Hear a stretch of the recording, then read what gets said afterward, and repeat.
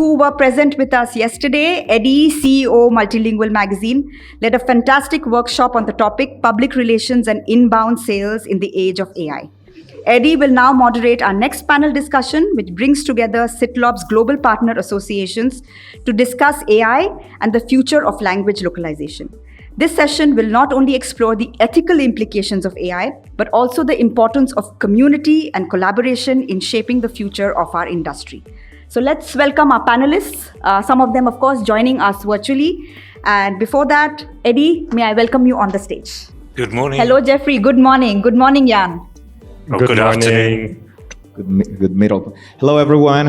All right, Roslyn is here. And I will be joining Eddie on stage as a representative of Women in Localization. Thank you.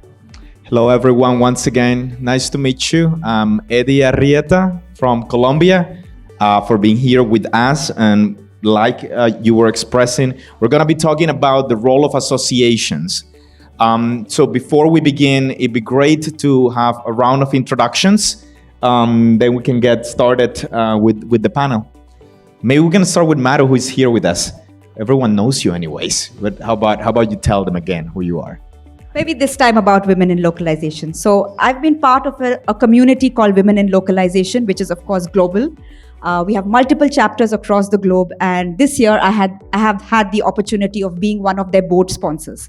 So I run something called a global community, which consists of multiple teams which are related to job board, content creation, events, and of course, not to forget our teams that are working really, really hard to make sure that we upskill our team members, which is why we have a lot of webinars where we talk about AI, recent, of course, invention, how you can make sure that you're part of the industry. We help companies find talent, and we help talent find companies.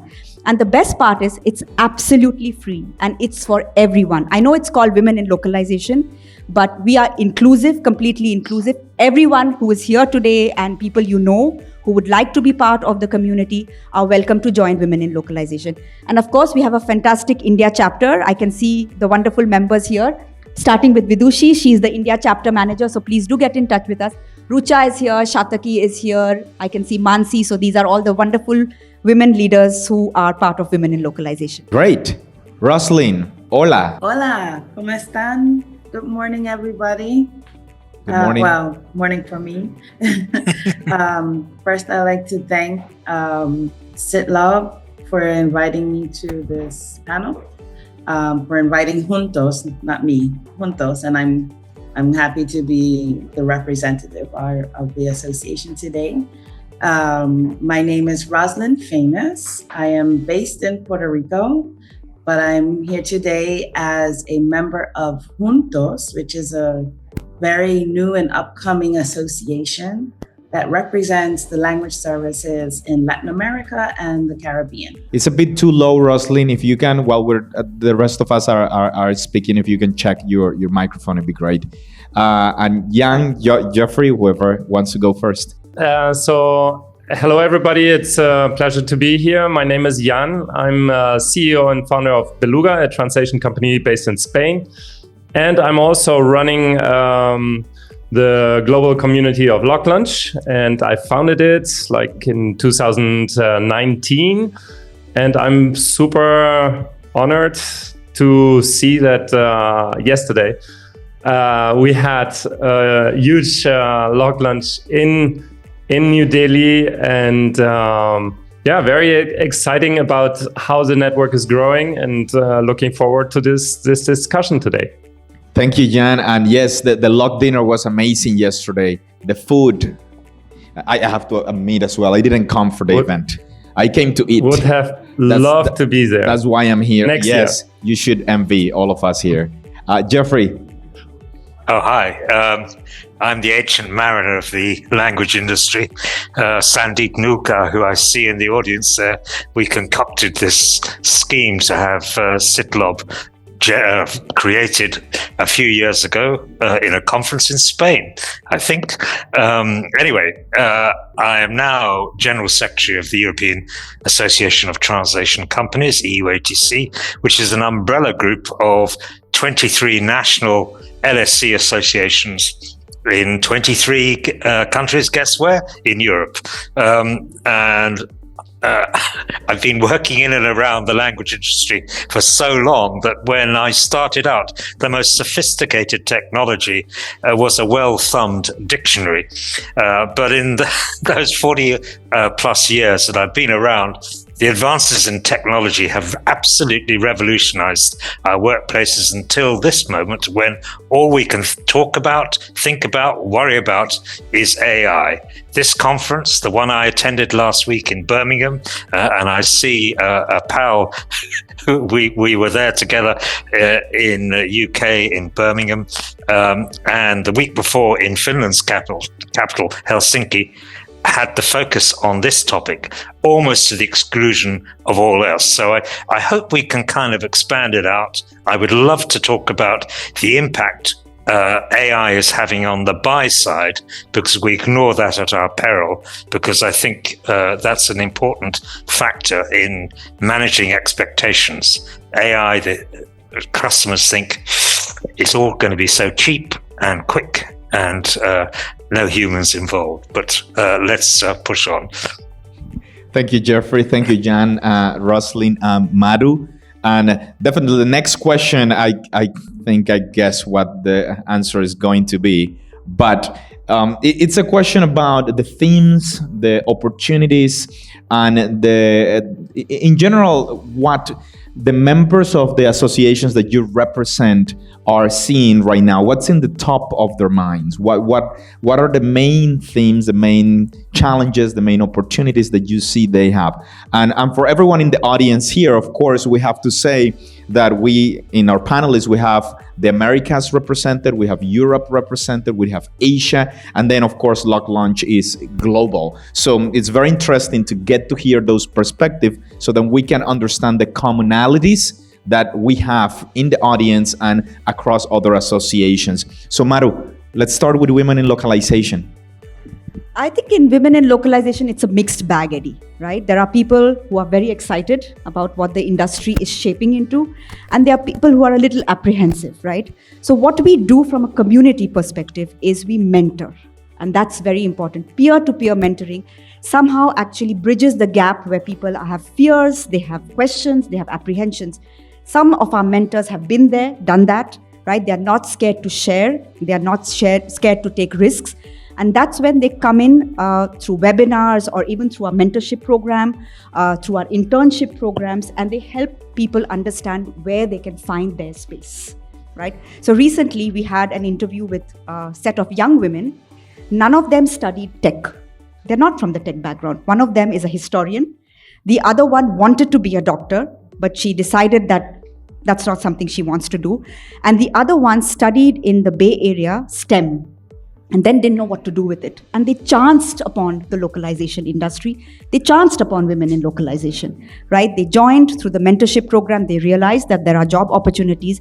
And all three of them now are in tech companies, in tech positions, right? So the landscape is, I think, more about exploring, right? Finding their space. And of course, reaching out and connecting with peer to make sure that we are doing what it takes to empower ourselves and to not shy away from what's coming our way. Thank you. Roslyn, let's try again. You hear me now? Is it better? Slightly better. Okay, I'll try and shout. I'll talk That'll work. Thank you. Go manual. That works. We can hear you better now. So as I explained before, our association is quite young. So we're still in the beginning stages of actually bringing members together and learning from each other. We cover all the countries in Latin America, and we haven't gotten members from every country in Latin America. So we're still in that process. But I believe that the main concerns that I've spoken with members that I've spoken with recently are the common ones that I think we all share. I think that, you know, the use of AI and how to incorporate it in the workflow and how to experiment with it responsibly and and being able to benefit from it as best as possible. I think those are the top things that are on the minds of our members in the Americas and the Caribbean. Thank you. Young Lock Launch, and of course, there are many conversations that happen around the world. And last night here in New Delhi, we didn't talk much about AI. We were talking about many other things, including food. But what are you seeing out there? Yeah, I think you sum it up. It's though AI is very important, but it's also true that we are in a transition. So there's jobs to do, there's work to do, there's day-to-day that keeps us active between conferences, planning ahead. And so what I see at Lock Lunches in general is there's a mix. And I think on the line of why, what do we as communities add to the conversation, and how do we help our members, is basically to offer the space, to offer this regular space. We all know in our industry that we are sometimes very lonely because we sit at our computers, many work remotely, and so isolation is still a factor. So we are very connected. Isolation is a factor, and I think why Lock Lunch is working so good is because we offer this frequency of meetings every month. Somewhere is a Lock Lunch, virtually or physically in your hometown. You can meet people from the industry and discuss what's happening. You can, such a conference like SITLOP now creates all the base for tons of discussions, right? But if you go home and you can't share because you're in a company and nobody understands what localization is, or you sit at your desk and work on your own as a freelance translator, we need to create these spaces where we can digest the information we come in. So and this is I think what communities offer and enable this continuous flow of conversation, and this is very healthy. People like to talk about football, about food, and by the way, how do you deal with that topic?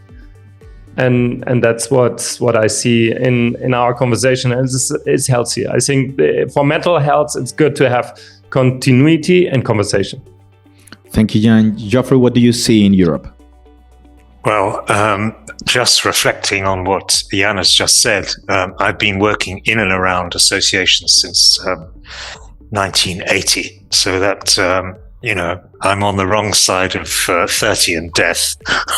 But when I explain to people, and I've helped countries set up associations, and first you have to explain what is the purpose.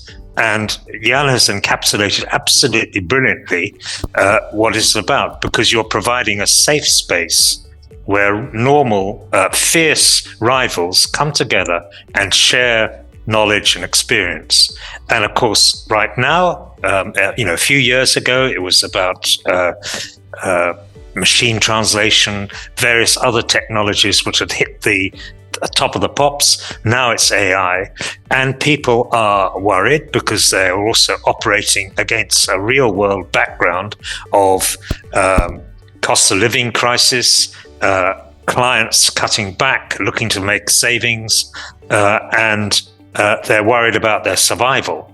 Now, it's difficult to talk to your colleagues in a company, but when you're coming together with a peer group, people open up, and it may be they start off as Robert, who was in Birmingham a couple of days ago, will know. It may be that there's a wine tasting, but over wine tasting, you start opening up and you start sharing experience. And people are certainly concerned. Some people who are, I'm so old, I need a 13-year-old to help tune my smart TV. So some people will see AI as a complete threat to their existence, and they're looking for an exit. other people will see the opportunities. And we've heard in presentations earlier today about the job titles are changing. So, multilingual prompt engineer, AI content editor, speech recognition engineer, the terminologies, conversational AI designer. So many different opportunities are opening up that I wish I was 40 years younger and to get into it, because I find it extremely exciting. And we've heard people talking about the accuracy and people's tolerance of error. And, if you're a native English speaker, I see errors in English subtitles and it makes me smile. But usually if I'm watching a movie, things move on so quickly that you get over it. So I think to answer Robert's question, I think we have but I mean, we have the same issues in Europe. People are worrying about the impact. I'm personally worried about the amount of how environmental some of the data centers must be, because the amount of data crunching in silos somewhere, I don't know whether that is good for the planet is another matter. But, the opportunities people are recognizing that, whether you become a usage data curator or a usage accessibility analyst, there are different things that linguists can go into that open up a different pathway for their careers. I mean, just out of interest, we had an event last week. Was it the week? How time flies when you're enjoying yourself in Helsinki, where we ran a jobs fair aimed not at the current generation of freelancers and LSCs, but the next generation, so secondary pupils, because we conduct a survey every year with the support of Gala, Eulogia, I mean, loads and loads of other bodies. And we could see that universities offering conventional language localization interpreting courses were falling off a cliff. So students weren't coming forward. So we're running a campaign just to create awareness about the opportunities in the industry for the next generation. Because if we don't have the talent, and many people have said today that AI is one thing, but frankly, you still need the human touch.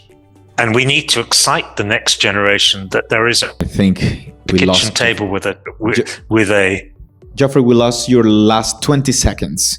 So, sorry. So you were just mentioning that the next generation needs to be inspired to talk about artificial intelligence and how to use it. If you can continue. Yeah, and they could see all of a sudden they into gaming, TikTok, all these other things, and they could see that there are opportunities. And what we're aiming also not at them, but their teachers and their parents, because parents, I'm sure it's the same in India. Parents in generally, they want their children to be doctors or accountants or something very conventional.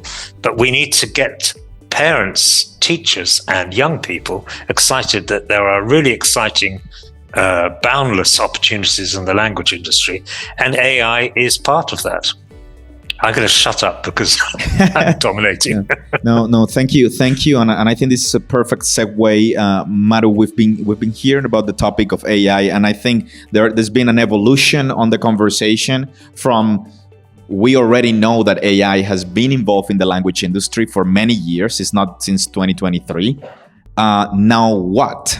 Right? So how becomes really important now. And we've been understanding from the audience and the presenters that there is less fear than there was. And I think fear was not the right word. It was more a little bit of uncertainty on how things were going to unfold, rather than whether we are moving away from using humans. I think the consensus is that humans are critical. In fact, artificial intelligence comes from humans. So, and beyond all the words of like is neither artificial nor intelligence, beyond those gimmicks in conversation, I think the question now is how do we use it, and that's the perfect segue to the question as I was mentioning. And our next question, Maru, is on the ethics of AI and whether your associations and your communities are thinking about the ethics of AI, how we're using it, and what the future is going to shape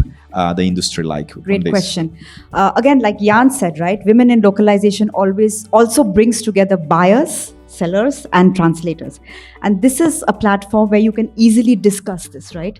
So what happens when my data is being shared? Who is using it, right? Where could it go? What kind of repercussions could it have?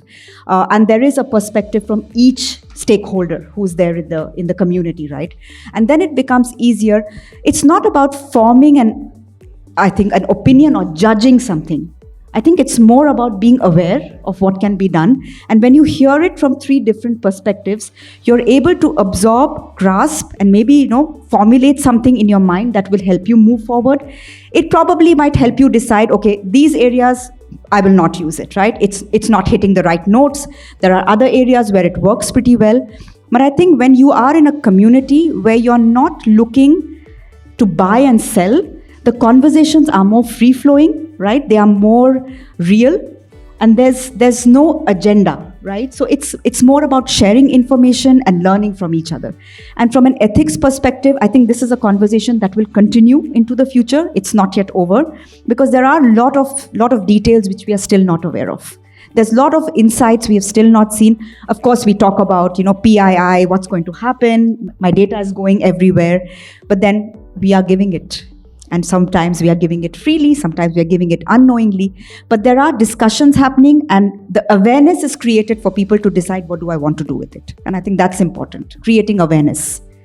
Thank you, Madhu. And Roslyn, Latin America, is there a similar situation? And I understand large language models in Spanish still have to develop Portuguese as well, but there's a lot of English usage in Latin America anyways.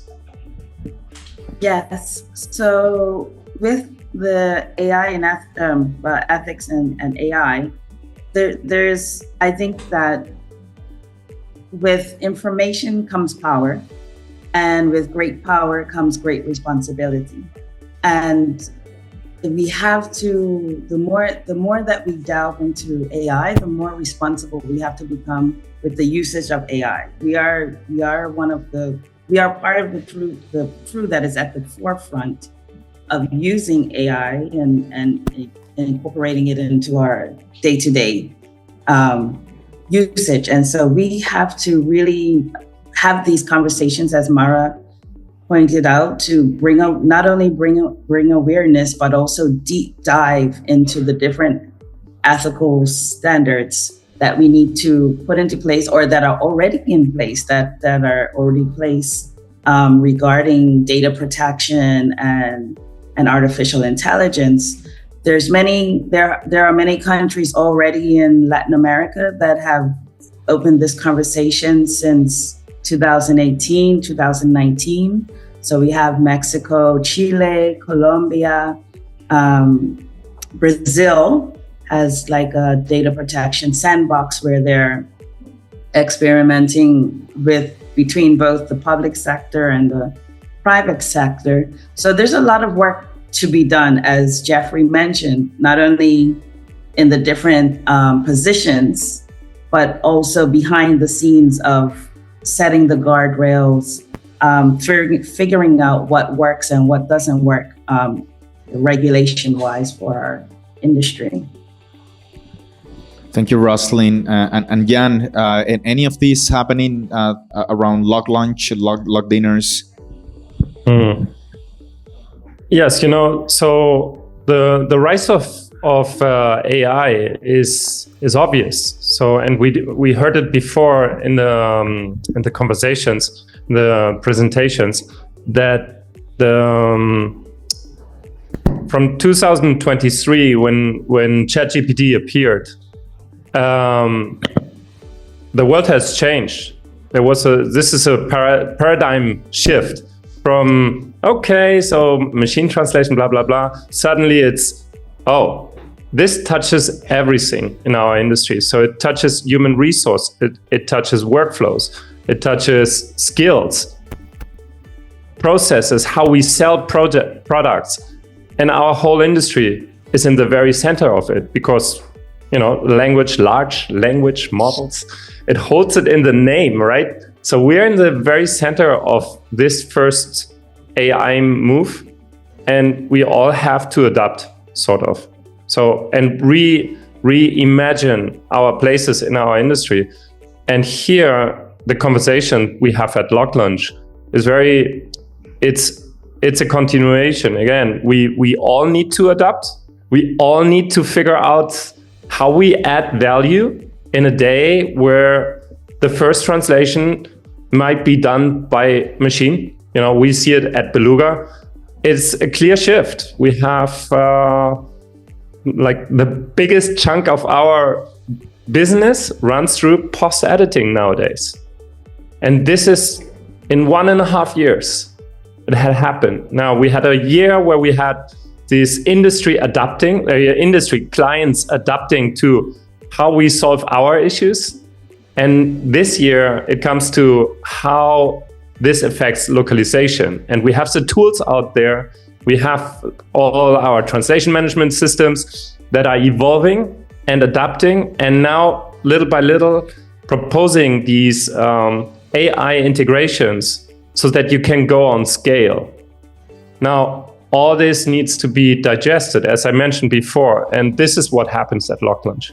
So it's an ongoing conversation, ethics, what we do with the people, how do we transfer our language, our knowledge from before to today, and how can we, continue to be useful for a world that requires people, that supposedly offer more translation work in the future. So there will be an explosion because cost of translation will go down in theory to zero, almost zero. So we can translate everything in all languages at almost no cost.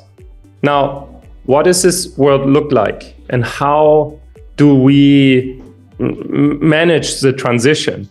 This is happening at Locklaunch, and I see it always whenever I connect.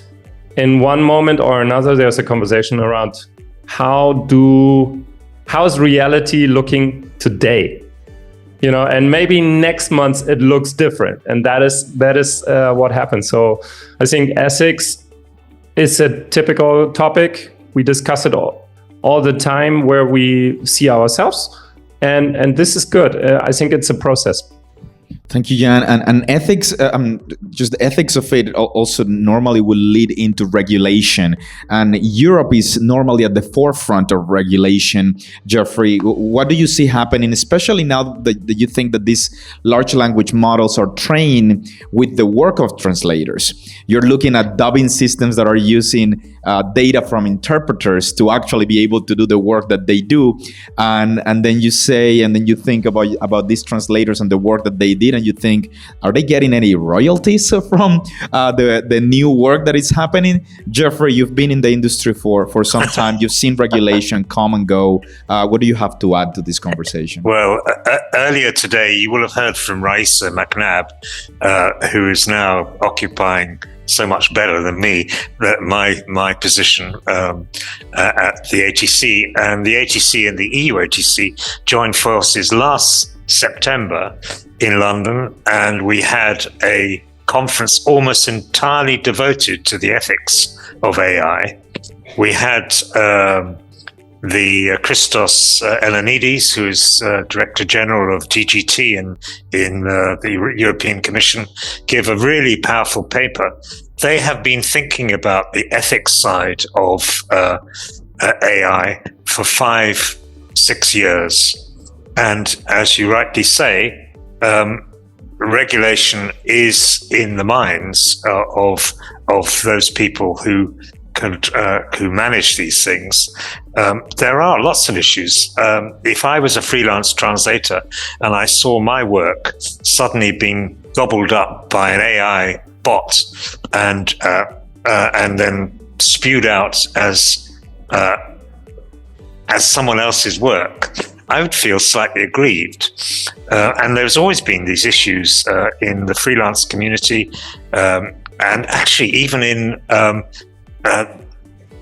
disputes about ownerships of terminology between purchasers and LSCs. So all these issues are suddenly thrown up in the air by the possibilities that AI present. Generative AI is getting smarter and smarter and smarter. The only thing that I take comfort from is, and everyone seems to have said it, that human intervention is still required. I can read an AI text and spot it a mile off. Maybe a client who's less discerning and only interested in the bottom line, how much it costs. All clients are the same. They want it yesterday. They want it best quality, and they want it at the cheapest price. And they are being educated by what they see in their handheld devices. They can click on something, they can click a button, and instantly a post is translated. So they are looking at providers and say, well, how complicated can this be? I can go on holiday and order a beer in Spanish. I could go to Puerto Rico and get a meal, and my handheld device will do it. So, what is so mysterious about what you guys are providing? And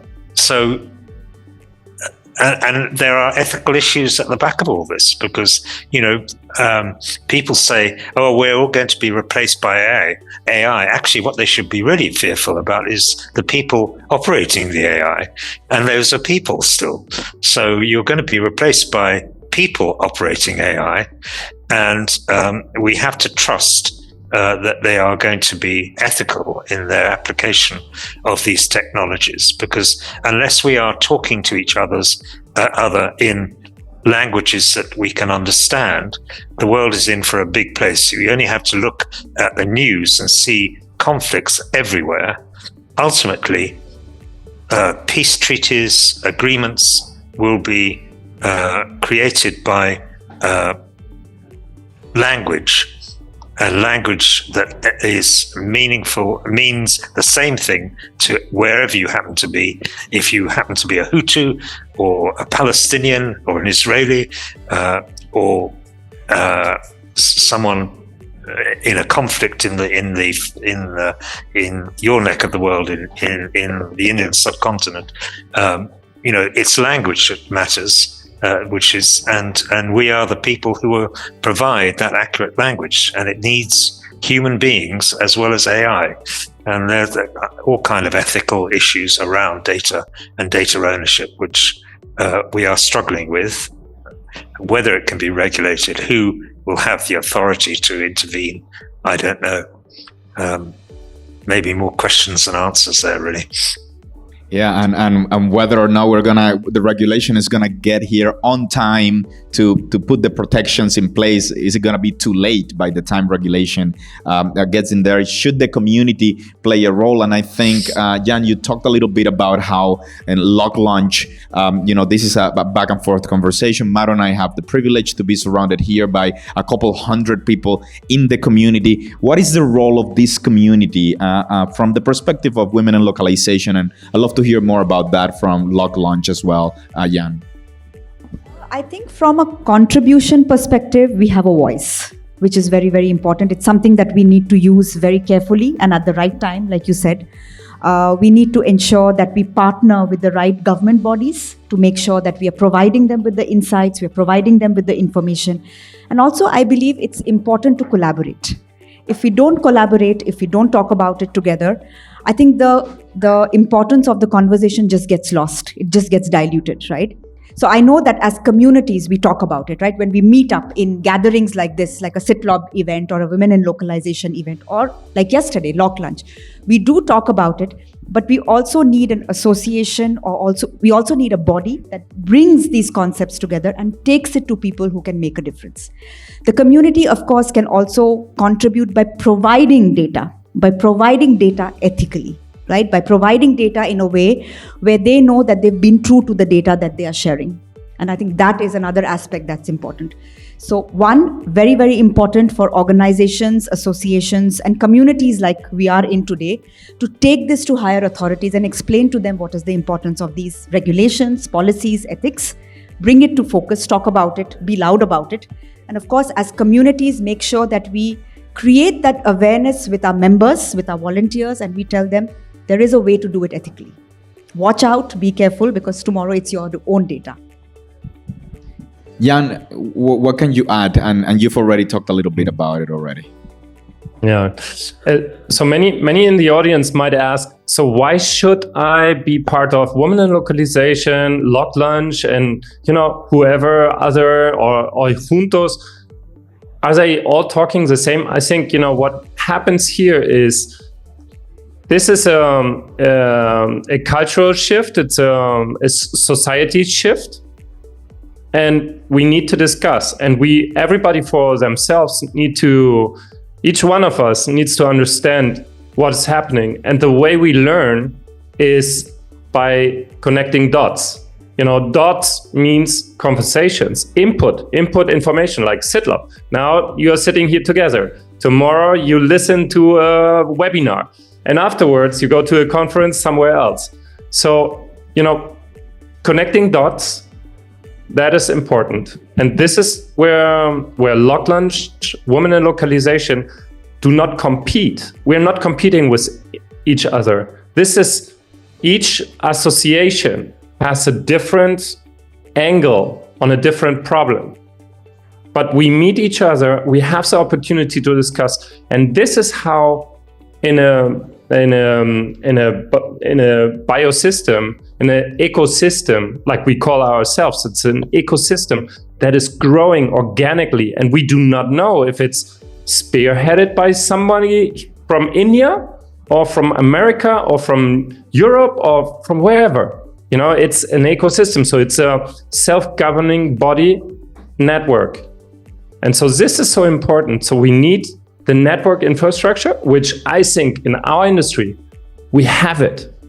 And this is a very big difference to construction work, for example, or take whatever other healthcare, where the professionals are not really connected. They do not have the platforms to discuss, to digest progress. So this is a huge opportunity for us here in our industry. We have all the platforms, all the communities. We can digest, we can learn. And then, Madhu, I think what you said, then we will have people in our community who will take action, but just because they have learned so much. They have connected the dots from Lock Lunch, from basic, their entire day-to-day. And this is where we make the progress. And there where I see we can adapt where we are a little bit more prepared than other industries eventually. So that is what I feel positive, very positive about what I see in our industry, that there's a lot of communication and then, let's hope that we see the opportunities and then be able to adapt in a way that connects as many people as possible. And this is the global reach. We are now, I just checked the data, we are now heading to 2,000 Lock Lunches worldwide. Congratulations. 2,000 Lock Lunches. That is a lot. A lot of lunch. Of food, yeah. Yeah, a lot of food. Are we hungry still? I think we're still hungry here. Thank you, Jan. Yes, I think we were discussing yesterday in Robert's presentation, his workshop, that AI came to all industries, not only to the language industry, but it seems like this is the only industry that really is talking about it at the level of depth and care that we are talking about it. Other industries seems to be a little oblivious about what they can do with it and what they cannot do with it. And we see a huge level of collaboration, just the fact that we are all here in this panel talking about it.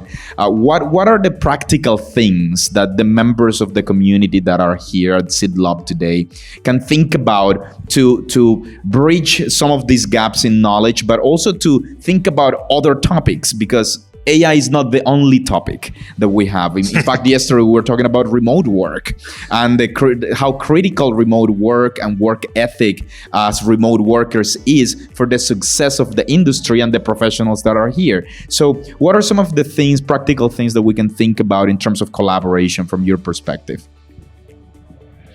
And anyone can jump on it. Roslyn, maybe? So I would like to start, because I would like to segue from a statement that Mara talked about using our groups to take issues to legislative bodies and regulatory bodies. Within some other associations in which I'm connected, they actually have a lobbying arm within the association. So that brings a lot of power to everybody's to that association and possibly to other associations, is to actually intentionally have that lobbying arm within your association so that you can guide the conversation with legislative and regulatory bodies. So I wanted to touch on that.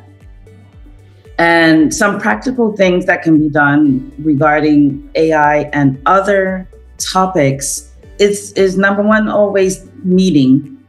This meeting with each other. I believe community took us out of COVID very quickly.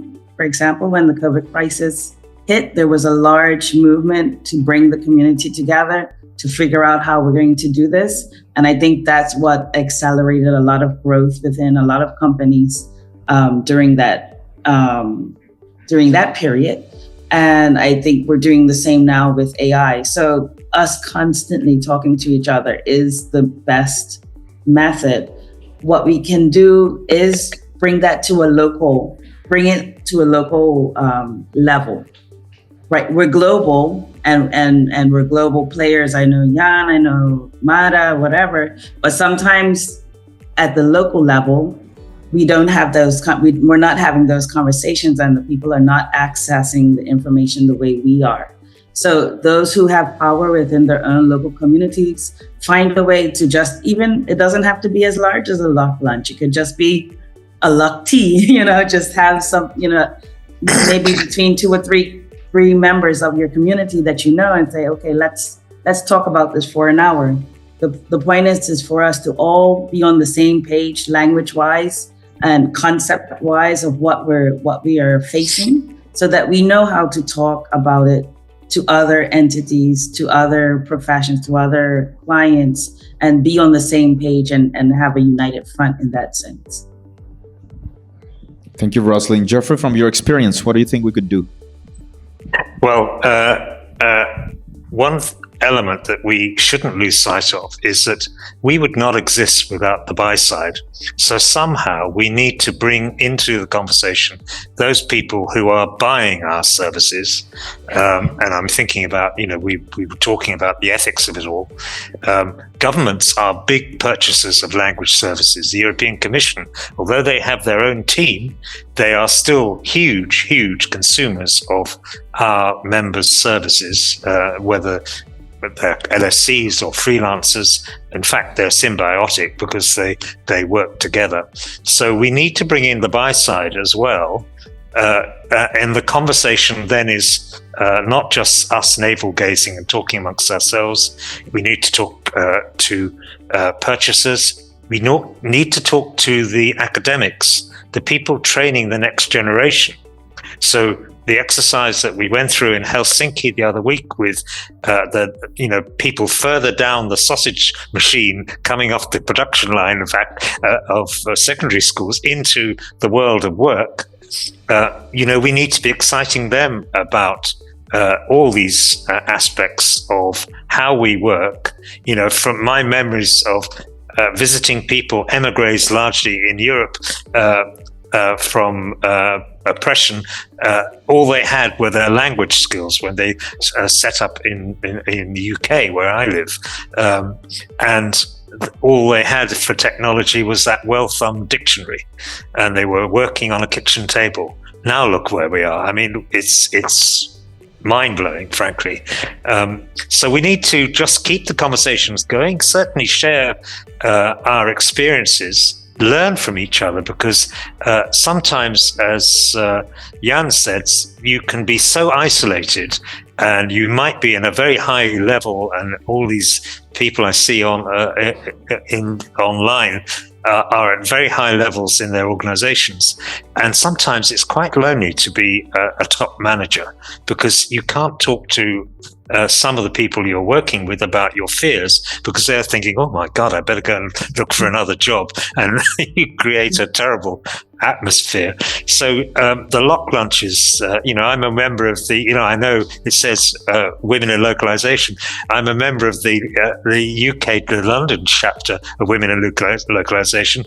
Guys, I don't have to get dressed up in drag to go along. I'm accepted as a man, thank goodness. But all these networks are really important because it may be over a lunch or a drink or something, but people loosen up when they start talking about their kids, their sports, passions, and so on. And then they talk about, and oh my God, I don't know what to invest in. There's so much being thrown at me. Every technological solution is the best thing since sliced bread, and it doesn't come cheap. So it may be Feltif, as we just heard, or Mayflower may have a technology solution. We rely on Multilingual to tell us, or Slater to tell us what is the bee's knees for us to invest in. But these are big decisions for language service providers and their supply chain to know what should they be investing in. Is it going to be overtaken by something else within months or days? It's so fast moving, and you need others to share their experience before you make these big decisions. We're running a series of updates on ISO, and I'm sure there will be ISO standards coming in looking at how we deal with AI in our workplaces. And we have to keep thinking about these things. If we take it all at face value, you can look at any handheld device and all of a sudden you've got AI generated apps. It's all around us. We can't avoid it.